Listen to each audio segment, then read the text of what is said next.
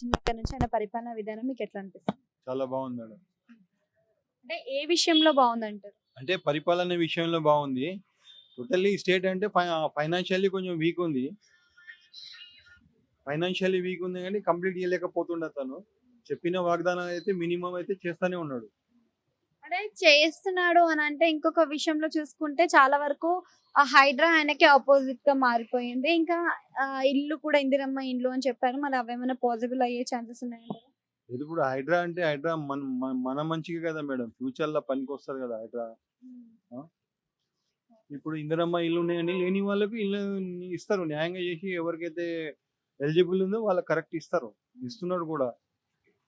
అంటే కొత్త ration cards ఇప్పటి వరకు మాట తీయలేదు. ఇప్పుడు బై ఎలక్షన్స్ వస్తున్నాయని అండ్ జీహెచ్ఎంసీ మున్సిపల్ ఎలక్షన్స్ వస్తున్నాయని తీస్తున్నారంటారా మరి? మున్సిపల్ ఎలక్షన్ కాదు.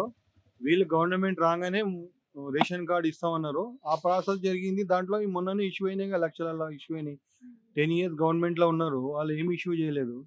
కాబట్టి వీళ్ళు ఇష్యూ చేశారు. అంటే రియల్ ఎస్టేట్ ఏమైనా పడిపోయింది అని అనిపిస్తుందా మీకు? అది రియల్ ఎస్టేట్ ఎందుకు పడతది మేడం? యాజ్ ఇట్ ఈస్ ఉంది. నడుస్తూనే ఉంది. నో. చాలా మంది హైడ్రా వచ్చిన తర్వాత రియల్ ఎస్టేట్ చాలా డౌన్ అయిపోయింది అంటున్నారు. లేదు. అదేం ఉట్టి మాటలే గాని రియల్ ఎస్టేట్ ఏం డౌన్ కాలేదు. హైడ్రా పని హైడ్రా చేస్తుంది. కేసీఆర్ గవర్నమెంట్ కి రేవంత్ రెడ్డి గవర్నమెంట్ కి డిఫరెన్సెస్ ఏమైనా కనిపించాయా మీకు? కంపేర్ టు చేస్తే Revanth Reddy government is good.